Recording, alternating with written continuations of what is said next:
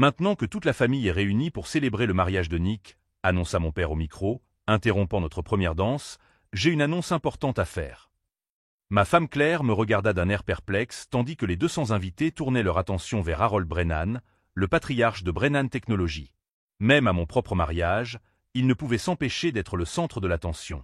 Après 30 ans passés à bâtir notre entreprise familiale, l'heure est venue d'entamer une nouvelle phase, a-t-il poursuivi, son sourire radieux contrastant avec la boule qui se formait dans mon estomac. Nous avons décidé de vendre Brennan Technologies. L'acheteur a offert 60 millions de dollars. Des applaudissements polis ont retenti dans la salle. Claire m'a serré la main en murmurant « Quel incroyable cadeau de mariage » à mon oreille. Si elle avait su ce qui allait suivre. Et comme nous l'avons toujours prévu, nous souhaitons perpétuer l'héritage familial, a déclaré mon père en levant son verre de champagne. La totalité du montant de la vente sera reversée à mon fils aîné, Nathan, afin qu'il puisse créer sa propre entreprise et perpétuer la tradition Brennan. Le silence qui a suivi était assourdissant. 200 personnes réalisaient simultanément que le marié, moi, venait d'être publiquement exclu de l'héritage familial le jour de son propre mariage. Je m'appelle Nicolas Brennan, j'ai 31 ans, et je viens de découvrir que mon père a choisi le jour le plus important de ma vie pour m'humilier devant tous ceux que je connais. Mais tandis que Nathan recevait des félicitations et des tapes dans le dos, je gardais mon sourire forcé. Car il y a quelque chose que mon père ignore à mon sujet. Quelque chose qui transformera cette humiliation publique en plus grand revirement de l'histoire de notre famille. J'ai grandi en tant que fils cadet invisible des Brennan. Nathan, de 3 ans mon aîné, a toujours été l'héritier naturel. Diplômé en gestion, charismatique, tout ce qu'un père entrepreneur pouvait souhaiter. Ma petite sœur, Rebecca, était la princesse gâtée qui pouvait tout faire sans conséquence. Et moi, j'étais le nerd de la famille. Celui qui préférait les ordinateurs au sport, le code aux conversations mondaines. Quand je manifestais de l'intérêt pour les affaires familiales, papa me renvoyait avec un « laisse ça à ceux qui s'y connaissent, fiston ». Brennan Technologies a démarré comme une petite entreprise de logiciels à la fin des années 90. Papa a eu la chance de surfer sur la vague Internet et a transformé l'entreprise en une société générant 40 millions de dollars de chiffre d'affaires annuel.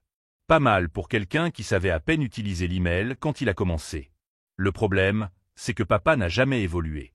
Alors que le marché se tournait vers les solutions cloud, l'intelligence artificielle et l'automatisation, il s'obstinait à conserver des systèmes obsolètes et des méthodes dépassées. Au cours des 5 dernières années, l'entreprise avait perdu des clients de manière constante. Nathan, en tant que vice-président des opérations, se contentait d'approuver tout ce que disait papa. Après tout, pourquoi remettre en question quand on sait qu'on va tout hériter? Ses seules contributions se limitaient à des déjeuners coûteux avec des clients potentiels et à des rapports copiés sur Internet. À l'âge de 22 ans, fraîchement diplômé en informatique du MIT, j'ai présenté à mon père un plan détaillé pour moderniser l'entreprise. Il m'a écouté pendant exactement 10 minutes avant de m'interrompre. « Nick, tu comprends la technologie, mais les affaires, c'est pour les hommes qui ont de l'expérience. » Ce soir-là, j'ai pris la décision qui allait tout changer. S'il ne voulait pas de mon aide pour sauver l'entreprise, je construirais la mienne. Pendant 9 ans, alors que tout le monde pensait que je jouais avec des ordinateurs en Californie, j'ai discrètement bâti un empire. Sous le pseudonyme de NB Stone, Nicolas Brennan Stone, j'ai créé Apex Digital Solutions. Ce qui avait commencé comme une activité de conseil indépendante est devenu une entreprise de 120 millions de dollars, spécialisée précisément dans les technologies que Brennan Technologies ignorait. Ironiquement, plusieurs des plus grands concurrents de mon père sont devenus mes clients. Alors que nous dansions notre première danse en tant que couple, j'ai observé mon père recevoir les félicitations des invités. Il le félicitait pour sa générosité envers Nathan, sans se rendre compte de la cruauté de l'annoncer lors de mon mariage. Claire a remarqué ma tension. « Ça va ? Je sais que ça doit être dur de ne rien recevoir de l'héritage. » J'ai souri et les fait tourner sur la piste de danse. « En fait, ma chérie, je pense que ça va être très intéressant de découvrir qui a racheté l'entreprise. Si vous aimez cette histoire de famille et d'affaires, n'oubliez pas de vous abonner à la chaîne, car la suite va vous montrer que ce n'est pas toujours celui que vous croyez qui rit le dernier.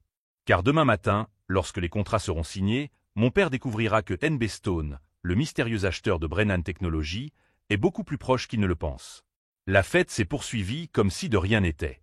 Les invités ont repris leur conversation, certains chuchotant discrètement au sujet de l'annonce. Claire gardait son sourire de mariée, mais je sentais sa confusion grandir à chaque poignée de main de personnes lui offrant des condoléances déguisées. « Quelle situation délicate !» murmura tante Margaret en m'embrassant sur la joue. « Mais je suis sûr que ton père sait ce qu'il fait. » Harold Brennan avait toujours su exactement ce qu'il faisait. Surtout quand il s'agissait de me remettre à ma place. À 16 ans, lorsque j'ai remporté le prix national de programmation, il est arrivé en retard à la cérémonie parce qu'il avait une réunion importante.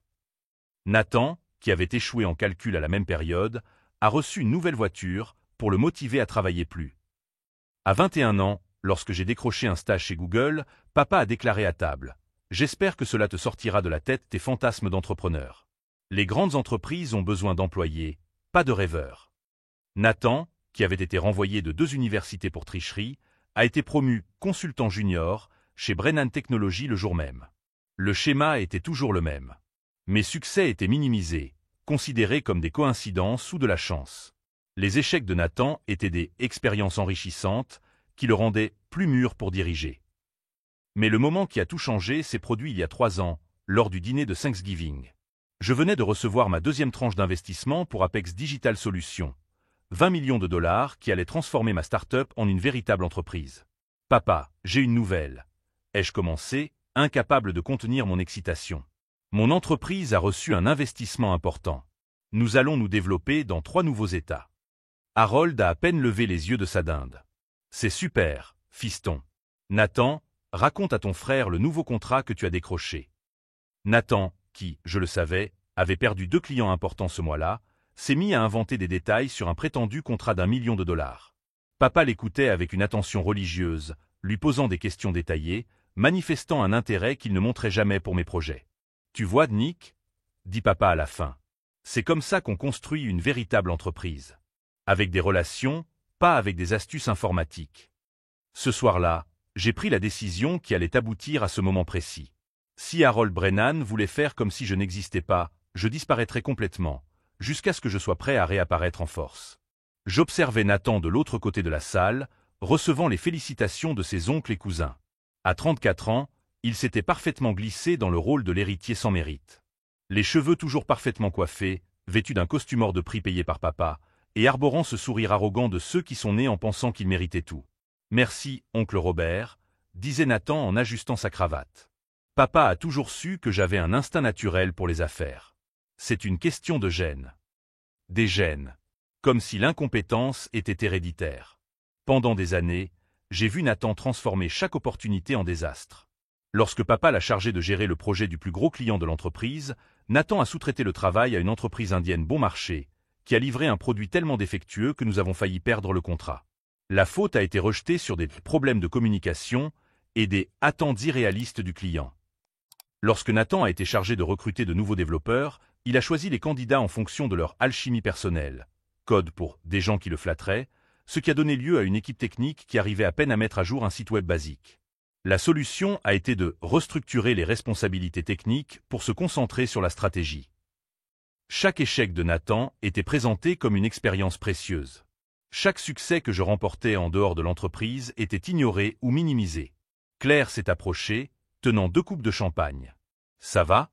Tu as l'air distrait. »« Je digère juste la nouvelle, » ai-je répondu en acceptant la coupe. « Ça doit être un choc de découvrir que tu as épousé le fils pauvre de la famille. » Elle a ri, pensant que je plaisantais. « Nick, tu exagères. Ton père doit avoir ses raisons. C'est peut-être une question de responsabilité fiscale ou quelque chose comme ça. » Si elle savait que ma petite entreprise de conseil avait signé des contrats de 15 millions rien qu'au dernier trimestre. De plus, a poursuivi Claire, 60 millions, c'est beaucoup d'argent. Même partagé entre vous deux. Pas partagé, ai-je corrigé gentiment. Seulement pour Nathan. La confusion dans ses yeux s'est intensifiée. Mais, pourquoi? Avant que je puisse répondre, Nathan s'est approché avec son nouveau sourire d'héritier millionnaire. Frère, quelle journée incroyable, n'est-ce pas? Mon mariage et mon avenir assuré. Ton mariage? Ai-je demandé en haussant un sourcil. Oh, tu sais très bien ce que je veux dire, rit Nathan en me tapotant l'épaule avec condescendance. Ton grand jour, ma grande nouvelle. Ça a parfaitement marché. Claire fronça les sourcils.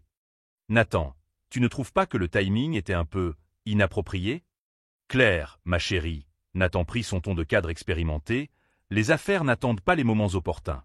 Papa a reçu l'offre ce matin. 60 millions en espèces, délai de 48 heures. C'était accepter maintenant ou perdre l'occasion. Mensonge. Je le savais parce que j'avais personnellement structuré chaque détail de l'offre de NB Stone Investment. Le délai était flexible, mais Harold avait choisi ce moment précis par pure cruauté calculée. Et honnêtement, continua Nathan, il vaut mieux que Nick sache dès maintenant comment les choses se passent. Il a toujours rêvé de participer à l'entreprise familiale, mais il doit accepter la réalité. Quelle réalité? Demanda Claire, d'une voix plus ferme. Que certaines personnes sont faites pour diriger, et d'autres. Nathan haussa les épaules en me regardant avec une fausse sympathie.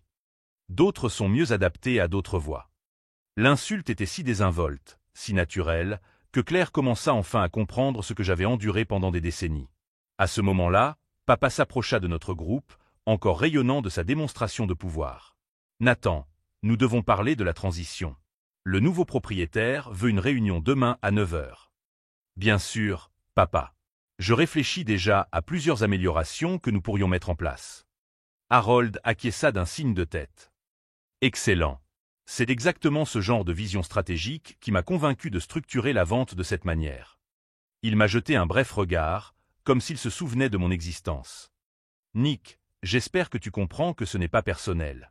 Il s'agit de préparer Nathan à diriger sa propre entreprise.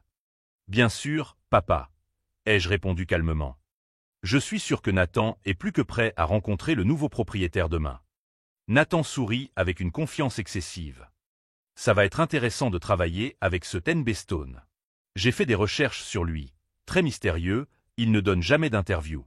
Ça doit être un de ces investisseurs excentriques dans le domaine de la technologie. Je suis sûr que vous allez très bien vous entendre. Ai-je commenté en cachant mon sourire derrière ma coupe de champagne. Papa vérifia sa Rolex. Bon, Nathan, allons faire un tour. Il y a quelques investisseurs ici que tu devrais rencontrer, maintenant que tu vas être PDG de ta propre entreprise. Alors qu'il s'éloignait, Claire me regarda avec une expression que je ne lui avais jamais vue auparavant. Nick, depuis combien de temps ça dure? Quoi, exactement? Le fait qu'il te traite comme si tu étais insignifiant. La question me fit plus mal que je ne m'y attendais. Non pas parce qu'elle était blessante, mais parce que quelqu'un l'avait enfin remarqué. Depuis toujours, répondis-je simplement. Claire resta silencieuse pendant un long moment, observant Harold et Nathan saluer les invités comme s'ils formaient un duo présidentiel. Eh bien, dit-elle finalement, ils ne savent pas à qui ils ont affaire, n'est-ce pas? J'ai souri sincèrement pour la première fois de la soirée. Non, ma chérie. Ils ne savent vraiment pas. Car demain, à 9 h du matin, lorsque Nathan entrerait dans la salle de réunion, confiant, impatient de rencontrer le mystérieux NB Stone, il découvrirait que le nouveau propriétaire de l'entreprise familiale avait un visage très familier. Et que quelques astuces informatiques pouvaient valoir bien plus que 60 millions de dollars. La fête continua, mais l'ambiance avait complètement changé. Nathan était désormais le centre de l'attention, racontant à tous ceux qui voulaient l'entendre ses plans visionnaires pour la nouvelle entreprise. « Je vais tout moderniser », déclarait-il à un groupe d'oncles impressionnés. Papa a construit des bases solides, mais il faut quelqu'un avec une vision d'avenir pour passer au niveau supérieur. Une vision d'avenir. Venant de quelqu'un qui utilisait encore Internet Explorer parce que ça fonctionne très bien. Claire serrait mon bras de plus en plus fort à chaque nouvelle déclaration de Nathan. Elle commençait à comprendre le schéma que je connaissais depuis des décennies. Nick a toujours été plus technique, a poursuivi Nathan en gesticulant avec sa coupe de champagne. Mais diriger une entreprise exige des compétences interpersonnelles, un sens aigu des affaires. Ce n'est pas donné à tout le monde. Mon cousin David, qui travaillait chez Goldman Sachs, a posé la question que j'attendais. Et Nick? Il ne participera pas à la transition? Nathan a ri avec condescendance. Nick a ses propres projets en Californie. De petites activités de conseil, tu vois. Papa et moi avons pensé qu'il valait mieux ne pas le surcharger de responsabilités qui dépassent son expérience. Le mensonge était si naturel que j'ai presque admiré son audace. De petites activités de conseil. S'il savait que ma petite activité de conseil venait de signer un contrat à 8 chiffres avec Microsoft. De plus, a poursuivi Nathan, réchauffé par l'attention, j'ai besoin de quelqu'un qui se consacre entièrement à la croissance de l'entreprise. Nick a toujours été un peu distrait, très renfermé, tu vois? Claire s'est tournée vers moi, les yeux brillants d'indignation. Tu vas le laisser parler de toi comme ça? Pour l'instant, murmurai-je en regardant Nathan distribuer des cartes de visite improvisées sur lesquelles il avait écrit à la main « PDG par intérim ». C'est à ce moment-là que Rebecca s'approcha, visiblement mal à l'aise avec toute cette situation.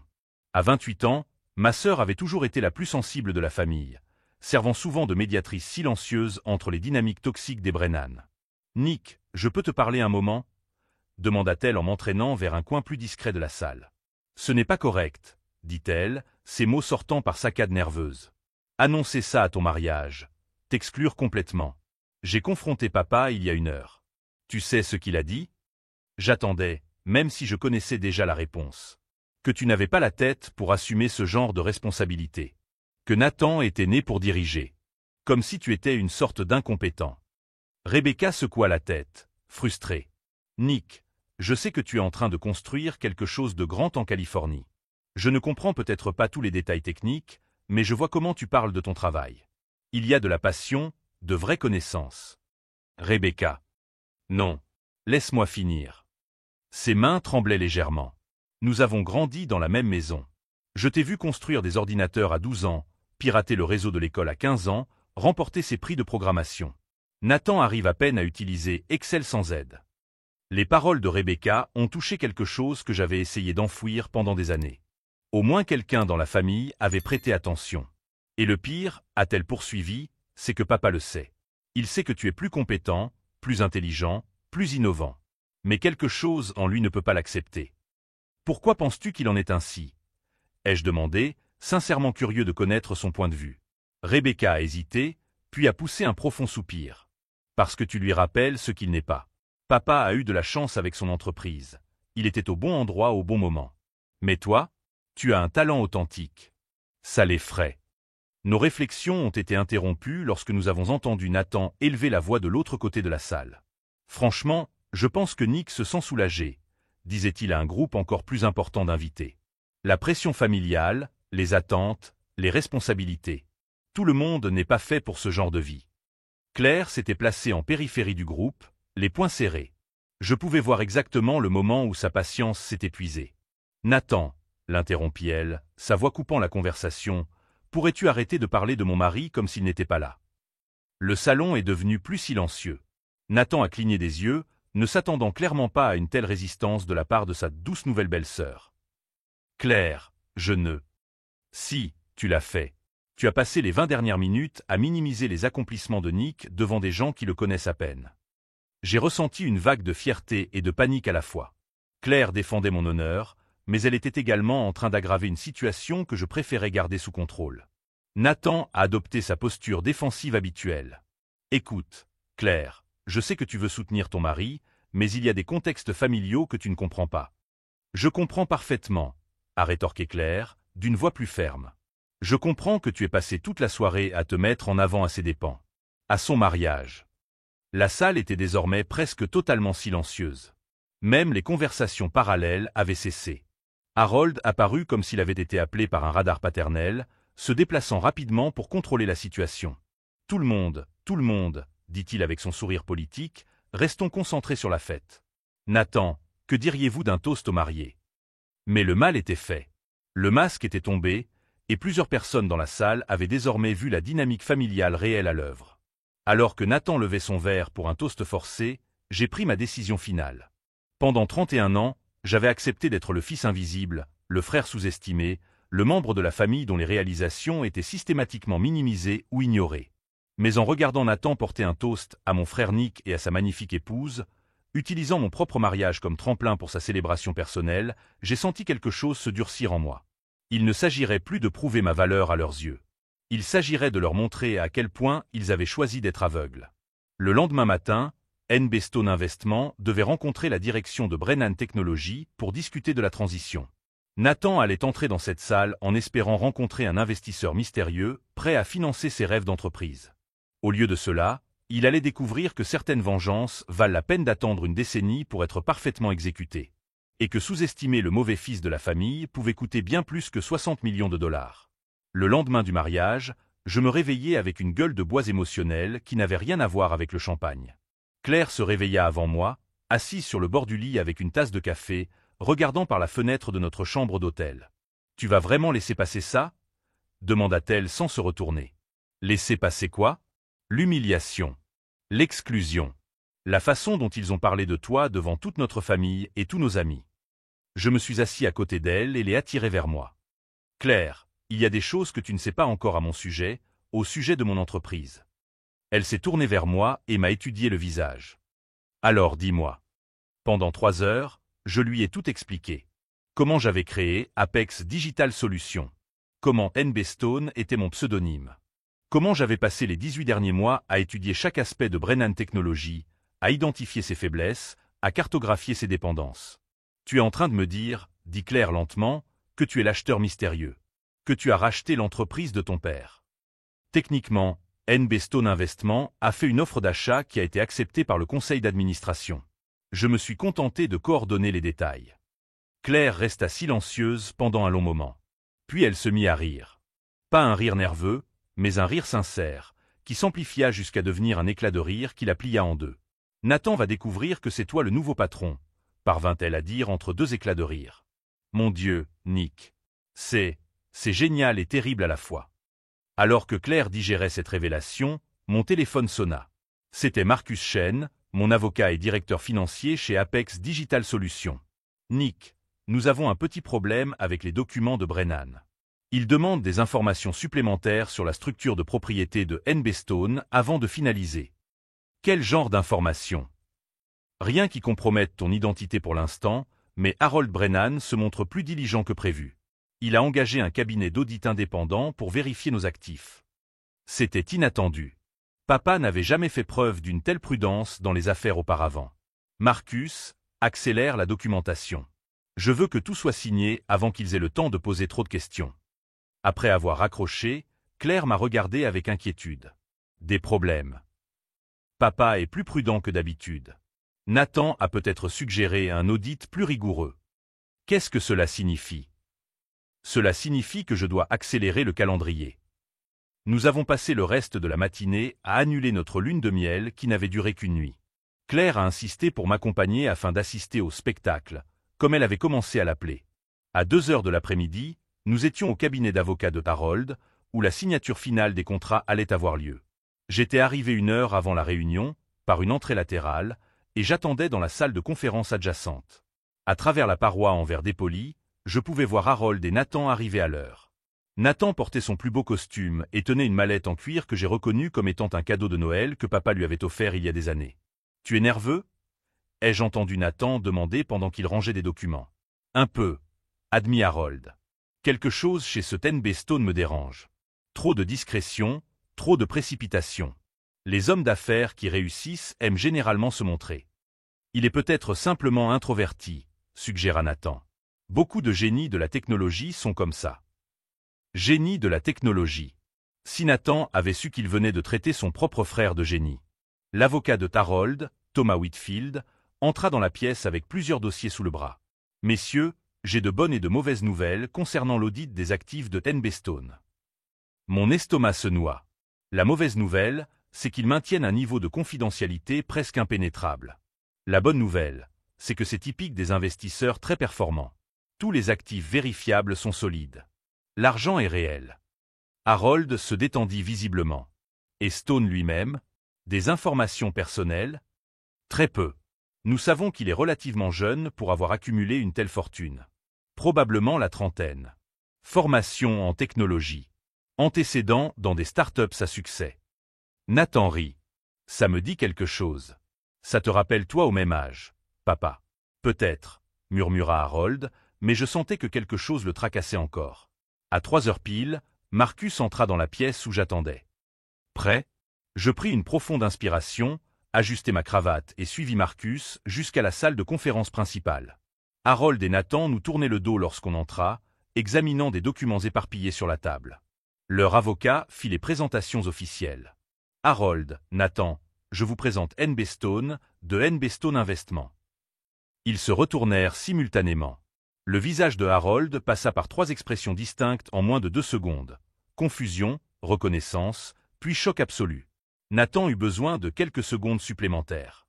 Lorsqu'il comprit enfin, son porte-documents en cuir glissa de ses mains, et des documents se répandirent sur le sol en marbre. « Nick » murmura Harold, comme s'il voyait un fantôme. « Bonjour, papa. »« Nathan. » Je tendis la main de manière formelle.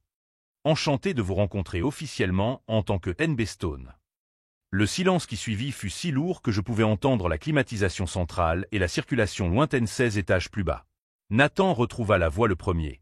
« C'est une blague ? Les 60 millions sur votre compte bancaire suggèrent que non, » répondis-je calmement. Harold s'enfonça dans son fauteuil, retirant ses lunettes pour nettoyer des verres qui n'étaient pas sales. « Comment ? Comment j'ai bâti une entreprise de 120 millions ? En travaillant dur, avec une vision stratégique et peut-être un peu de ce sens inné des affaires que vous m'avez toujours refusé. » Nathan commença à comprendre. « Vous nous avez trompés. Vous avez menti à toute la famille. » Nathan, je n'ai jamais menti sur quoi que ce soit. Vous ne m'avez simplement jamais posé de questions sur mon travail avec un intérêt sincère. Harold leva enfin les yeux. N.B. Stone. Nicolas Brennan Stone. Stone est le nom de jeune fille de maman. J'ai trouvé approprié d'honorer la branche de la famille qui m'a toujours soutenu. Thomas Whitfield, clairement mal à l'aise face à cette dynamique familiale inattendue, s'éclaircit la gorge. Messieurs, peut-être devrions-nous procéder à la signature ? Les documents sont tous en ordre. Un instant, dit Harold en levant la main. Nick, pourquoi as-tu fait ça? Pourquoi ne nous as-tu pas contactés directement? La question que j'avais attendue pendant des années. Je l'ai fait, papa. À 22 ans, je t'ai présenté un plan détaillé pour moderniser l'entreprise. Tu m'as dit que je ne comprenais rien aux affaires. Quand j'ai suggéré des partenariats avec des entreprises technologiques, tu as dit que c'était une mode passagère. Chaque idée que j'ai présentée a été rejetée avant même d'être prise en considération. Nathan a tenté d'intervenir. Mais ça ne justifie pas. Nathan, l'ai-je interrompu d'une voix plus ferme, au cours des 9 dernières années, combien de fois m'as-tu posé des questions sur mon travail? Combien de fois as-tu montré un intérêt sincère pour ce que je construisais? Il a ouvert la bouche, puis l'a refermée. Et toi, papa? À un moment donné, lors de nos appels trimestriels, m'as-tu posé des questions sur mon entreprise? Sur mes clients? Sur mes employés? Harold baissa les yeux. La vérité, c'est que vous avez créé cette entreprise, N.B. Stone. Elle existe parce que Nicolas Brennan n'a jamais été suffisamment respecté pour que ses idées soient écoutées dans cette famille. Si vous trouvez que cette vengeance familiale devient intense, abonnez-vous à la chaîne, car ce qui va suivre va montrer que certaines leçons s'apprennent de la manière la plus dure qui soit. Marcus posa les contrats finaux sur la table. Messieurs, j'ai besoin que vous signiez tous aujourd'hui. La fenêtre d'opportunité pour cette structure fiscale se ferme demain. Harold a regardé les papiers, puis m'a regardé. Et si je refuse de signer? Alors vous perdrez les 60 millions, l'entreprise fera faillite dans 6 mois par manque de fonds de roulement, et j'achèterai les actifs en liquidation pour environ 10 millions. Nathan pâlit. Vous avez tout planifié. J'ai prévu de donner à notre famille une chance de prospérer sous une nouvelle direction.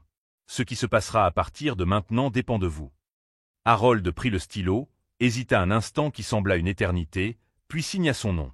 Nathan regarda son père, puis moi, et enfin les contrats qui allaient officiellement faire de son frère méprisé son nouveau patron. Nathan regarda les contrats comme s'il s'agissait d'une condamnation à mort. Je ne signerai pas ça. Tu ne peux pas me forcer à travailler pour toi. Tu as raison, répondis-je calmement. Je ne peux pas te forcer. Mais les contrats sont déjà valables avec la signature de papa en tant que président du conseil d'administration. Ta signature sert uniquement à confirmer ta position de PDG par intérim. PDG par intérim, demanda Nathan, la confusion remplaçant la colère dans sa voix. Marcus ouvrit un autre dossier. Les responsabilités du poste sont détaillées ici. En gros, tu superviseras l'intégration des anciens systèmes pendant que notre équipe technique mettra en œuvre les mises à jour nécessaires. Harold retrouva enfin sa voix. Nick, c'est une question d'argent? Je peux augmenter ta part de l'héritage. Papa, ça n'a jamais été une question d'argent. Ma voix était plus ferme que je ne l'aurais voulu. C'est une question de respect, de reconnaissance, de 30 ans passés à être traité comme si mes idées ne valaient rien. Nathan tenta un dernier coup. Et si je dévoile tout? Si je raconte à toute la famille comment tu nous as trompés? Je souris sincèrement pour la première fois depuis le début de la réunion. Nathan, tu es libre de raconter l'histoire comme tu le souhaites. Assure-toi simplement de mentionner que ton entreprise de 120 millions de dollars a été bâtie par le frère que vous considériez comme un raté. Nathan pâlit. Pour la première fois, il comprenait pleinement l'ampleur de la situation. Harold se pencha en avant. 120 millions? Nick, c'est impossible. Tu avais à peine de quoi rentrer à la maison pour Noël. J'avais assez d'argent, papa. J'ai simplement choisi de ne pas le dépenser en billets d'avion pour une famille qui n'a jamais montré le moindre intérêt pour moi. Thomas Whitfield s'éclaircit à nouveau la gorge. Messieurs, nous devons encore régler quelques détails contractuels. En fait, l'interrompis-je, il y a quelque chose que vous ignorez encore. Je fis signe à Marcus, qui posa une troisième pile de documents sur la table. Qu'est-ce que c'est? Demanda Harold, méfiant. Brennan Technologies n'a pas été ma première acquisition dans cette famille. Nathan fronça les sourcils. De quoi parlez-vous? Il y a 6 mois, j'ai racheté l'hypothèque de la maison où vous vivez. La maison où nous avons grandi, où papa a construit son premier bureau, où la famille Brennan a posé ses racines. Le silence qui suivit fut total. Harold ouvrit et ferma la bouche plusieurs fois avant de pouvoir parler. L'hypothèque? Mais nous avons remboursé la maison il y a 15 ans. Vous avez remboursé l'hypothèque initiale. Mais lorsque vous avez eu besoin de capitaux pour développer l'entreprise il y a 4 ans, vous avez utilisé la maison comme garantie pour un prêt de 2 millions de dollars. Nathan pâlit.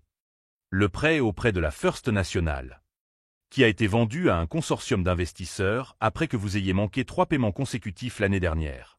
Consortium que je contrôle par l'intermédiaire de NB Stone Investment. Harold s'enfonça davantage dans son fauteuil. Nous n'avons pas manqué de paiement. Marcus ouvrit un autre dossier. Les registres montrent clairement 3 paiements en retard entre mars et mai de l'année dernière, soit un total de 93 jours de retard. C'est impossible, protesta Nathan. Je m'occupe moi-même des paiements tous les mois. Nathan, dit-il doucement, vous vous souvenez avoir transféré de l'argent du compte de l'entreprise pour couvrir vos dettes de paris sportifs. Son expression passa de la confusion à l'horreur. Comment avez-vous? 28 000 dollars en mars. 35 000 en avril. 42 000 en mai. Toujours la semaine précédant l'échéance de l'hypothèque. Harold se tourna vers Nathan avec une expression qu'il n'avait jamais vue auparavant. Tu as volé l'entreprise? Je n'ai pas volé, balbutia Nathan. J'allais tout rembourser. Ce n'étaient que des prêts temporaires. Des prêts temporaires qui ont entraîné des retards dans les paiements hypothécaires, permettant à la banque de vendre la dette à des investisseurs externes, complétai-je. La réalité s'imposait enfin à eux deux. Non seulement j'avais racheté l'entreprise familiale, mais aussi la maison où ils vivaient. Alors tu es notre patron et notre propriétaire, dit Harold d'une voix à peine audible. Techniquement, oui. Nathan a explosé. C'est de la pure vengeance. Vous avez planifié la destruction de notre famille. Nathan, si j'avais voulu vous détruire, j'aurais saisi la maison il y a des mois et forcé sa vente. J'aurais rendu publique votre appropriation illégale. J'aurais acheté l'entreprise pour beaucoup moins cher lors d'une vente aux enchères pour faillite. J'ai fait une pause pour laisser cela faire son effet. Au lieu de cela, j'ai payé 60 millions pour une entreprise qui en vaut 40 au maximum. Je vous ai offert à tous les deux des postes respectables dans la nouvelle structure. Et la maison? Vous pouvez continuer à y vivre aussi longtemps que vous le souhaitez. Harold leva lentement les yeux. Pourquoi? Parce que malgré tout, vous êtes ma famille. Et parce que je crois que les gens peuvent changer lorsqu'ils comprennent enfin les conséquences de leurs actes. Claire, qui était restée silencieuse dans la pièce voisine grâce à un moniteur audio, choisit ce moment pour entrer. Excusez-moi de vous interrompre, mais j'ai pensé que vous aimeriez savoir que la nouvelle est déjà dans les journaux économiques. Elle posa une tablette sur la table, affichant le Boston Business Journal. Le titre disait « Un génie de la technologie révèle être l'héritier méprisé de Brennan. Il rachète l'entreprise familiale dans un revirement épique. » Nathan lut le titre à voix haute, sa voix se brisant légèrement sur le mot « méprisé ». L'histoire est déjà relayée à l'échelle nationale, a poursuivi Claire. Apparemment, quelqu'un a divulgué des détails sur la façon dont vous avez été systématiquement ignoré par la famille malgré vos qualifications supérieures. Harold a fermé les yeux. Notre réputation. Elle sera rétablie, ai-je interrompu fermement. Mais cette fois-ci, elle sera fondée sur le mérite réel, et non sur le népotisme et le favoritisme. Marcus consulta sa montre. Messieurs, nous devons finaliser ces documents. Une conférence de presse est prévue à 17 heures. Nathan prit enfin le stylo, la main légèrement tremblante. Si je signe ça, qu'attendez-vous exactement de moi? De l'honnêteté, du travail acharné, et la volonté d'apprendre auprès de personnes qui connaissent vraiment le métier. Il signa son nom d'un geste délibéré et prudent. Harold me regarda à travers la table. Nick, je ne sais pas quoi dire. Ne dis rien pour l'instant, papa. Laisse tes actions parler pour toi au cours des prochains mois. Une fois tous les documents signés et authentifiés, je me levai pour partir. À la porte, je me retournai une dernière fois. Ah, et encore une chose que vous devez savoir avant la conférence de presse. Ils me regardèrent tous deux avec une appréhension renouvelée. Claire est enceinte. Vous allez être grand-père et oncle. L'expression de choc pur sur leur visage aurait été comique dans d'autres circonstances. J'espère que lorsque mon fils naîtra, il grandira dans une famille qui valorise le talent réel plutôt que les privilèges hérités. Je quittai la pièce en les laissant digérer non seulement le fait qu'ils avaient perdu le contrôle de tout ce qu'ils avaient construit, mais aussi qu'ils avaient désormais la chance de reconstruire des relations qui semblaient irrémédiablement brisées. Car parfois, la meilleure vengeance n'est pas de détruire ses ennemis, mais de les forcer à devenir de meilleures personnes. Et le véritable test de caractère allait venir lors de la conférence de presse, lorsque le monde entier regarderait comment la famille Brennan allait faire face à sa nouvelle réalité. La conférence de presse à 17h fut un spectacle auquel aucun journaliste économique ne s'attendait. Harold et Nathan étaient assis à mes côtés sur la scène du Four Seasons Hotel, leurs expressions oscillant entre la gêne et la résignation forcée. « Mesdames et messieurs, ai-je commencé en regardant directement les caméras. Aujourd'hui marque non seulement un changement de propriété, mais une évolution complète de la philosophie d'entreprise de Brennan Technologies. Pendant 20 minutes, j'ai expliqué publiquement comment j'avais bâti Apex Digital Solutions et pourquoi j'avais choisi d'acquérir l'entreprise familiale. Je n'ai pas mentionné les dettes de Nathan ni les détails les plus intimes de notre dysfonctionnement familial, mais j'ai clairement indiqué que ce sont le mérite et la vision, et non les relations familiales, qui guideraient nos décisions futures. Un journaliste de Forbes a posé la question que tout le monde attendait. « Monsieur Stone, comment votre famille a-t-elle réagi lorsqu'elle a découvert votre véritable identité ?» Harold s'est penché vers le micro avant que je puisse répondre. Mon fils m'a complètement surpris. Et je peux dire avec fierté que sous-estimer Nicholas Brennan a été la plus grande erreur professionnelle de ma carrière. Cette déclaration publique a pris Nathan et moi complètement au dépourvu. J'ai regardé mon père et j'ai vu dans ses yeux quelque chose que je n'avais jamais vu auparavant, un respect sincère mêlé à un profond regret. Nathan a également pris la parole, d'une voix hésitante mais sincère. J'ai appris aujourd'hui que la compétence n'est pas héréditaire. Mon frère a construit quelque chose d'extraordinaire pendant que moi. Eh bien, pendant que je gaspillais des opportunités que je ne méritais pas. 6 mois après la conférence de presse, la transformation de la famille Brennan était devenue une étude de cas dans plusieurs écoles de commerce. Non seulement pour l'acquisition interne, mais aussi pour la façon dont nous avions tous évolué après la confrontation. Nathan a tenu sa promesse de changement de manière surprenante. Il s'est inscrit aux Alcooliques Anonymes, non seulement pour ses paris, mais aussi pour son problème d'alcoolisme qu'il n'avait jamais admis publiquement. Il a commencé comme assistant dans notre service clientèle, refusant tout traitement de faveur. « Je veux apprendre le métier de fond en comble », m'a-t-il dit lors de notre première réunion d'évaluation mensuelle. Comme vous l'avez fait. Harold a embrassé son nouveau rôle de président émérite avec une humilité qui m'a surpris chaque jour. Il s'est mis à encadrer de jeunes entrepreneurs, partageant non seulement ses succès, mais aussi et surtout ses erreurs de jugement en matière de talent et de méritocratie. J'ai passé des décennies à chercher un successeur qui me ressemble, a-t-il écrit dans un article pour la Harvard Business Review. Pendant ce temps, le véritable leader était juste devant moi, attendant seulement l'occasion de prouver sa valeur. Claire a donné naissance à notre fille, Emma, en mars. Quand Harold l'a tenue dans ses bras pour la première fois, il lui a murmuré à l'oreille « Ton grand-père veillera à ce que tu grandisses dans une famille qui reconnaît la grandeur, d'où qu'elle vienne. » Brennan Technologies, qui opère désormais en tant que division d'Apex Holdings, a connu une croissance de 40% au cours de sa première année sous la nouvelle direction. Nous avons mis en œuvre exactement les innovations technologiques que j'avais proposées 10 ans plus tôt, ainsi que les avancées que nous avions développées en Californie. Rebecca est devenue notre directrice de la communication, découvrant un talent naturel pour traduire l'innovation technique en langage accessible. « J'ai toujours su que tu serais formidable », m'a-t-elle dit lors du déjeuner organisé pour célébrer notre première année. Je ne savais simplement pas que tu serais aussi incroyablement stratégique. Le moment le plus marquant n'est pas survenu lors d'une présentation d'entreprise ou d'une interview dans les médias, mais lors d'un après-midi tranquille au bureau. Nathan a frappé à ma porte, un dossier familier à la main. « Tu te souviens de cette présentation ?» m'a-t-il demandé en posant sur la table ma proposition originale d'il y a 10 ans. Je l'ai trouvée dans la salle des archives. Je l'ai lue en entier pour la première fois. Il a feuilleté les pages avec soin. « Nick, c'est exactement ce que nous avons mis en œuvre cette année. Chaque détail, chaque prévision de marché, chaque stratégie de mise en œuvre. Tu avais raison sur tout. » Il a fait une pause, regardant par la fenêtre vers l'horizon de Boston. Je me demande où nous en serions si papa t'avait écouté à l'époque. Peu importe où nous en serions, ai-je répondu. Ce qui compte, c'est où nous en sommes maintenant et où nous allons à partir de là. La véritable transformation n'a pas été mon ascension de fils rejeté à PDG prospère. C'était d'avoir été témoin de toute une famille apprenant que la grandeur ne vient pas des titres ou des héritages, mais du caractère, de la compétence et du courage de reconnaître ses erreurs.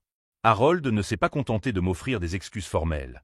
Il a complètement restructuré sa vision du leadership et de l'héritage.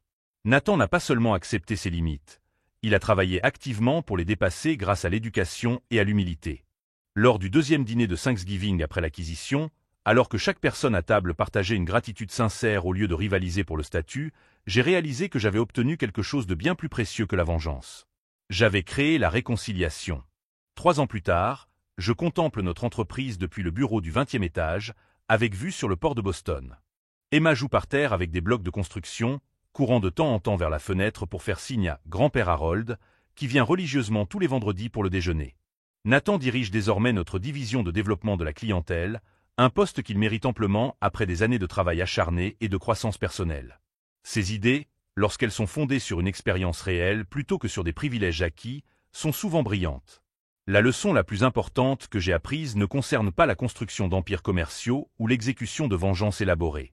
Elle concerne le pouvoir transformateur qui consiste à donner aux gens la possibilité de devenir une meilleure version d'eux-mêmes, même lorsqu'ils ne méritent pas cette chance au départ. Harold me dit souvent que sa plus grande fierté n'est pas d'avoir bâti une entreprise de 40 millions, mais d'avoir élevé un fils capable de la transformer en une entreprise de 200 millions tout en conservant les valeurs familiales intactes. Tu m'as appris que le véritable leadership ne consiste pas à contrôler les gens, m'a-t-il dit la semaine dernière. Il s'agit de les inspirer à dépasser ce qu'ils pensaient possible. Si cette histoire de famille, d'entreprise et de seconde chance vous a touché, abonnez-vous à la chaîne pour découvrir d'autres récits sur la façon dont la persévérance et l'intelligence peuvent transformer le rejet en triomphe. Chaque personne a un potentiel inexploité qui n'attend que la bonne occasion. Hier, Emma a construit une tour avec ses blocs qui étaient plus hautes qu'elle. Quand je lui ai demandé comment elle avait fait, elle m'a répondu « Papa, j'ai juste continué à ajouter des blocs jusqu'à ce que j'arrive là où je voulais. » Parfois, la sagesse la plus profonde vient des endroits les plus simples. Et parfois, la meilleure vengeance est simplement de devenir la personne que vous avez toujours su que vous pouviez être, et de donner aux autres la chance de faire de même. Au final, je n'ai pas détruit ma famille. Je l'ai reconstruite, une brique à la fois.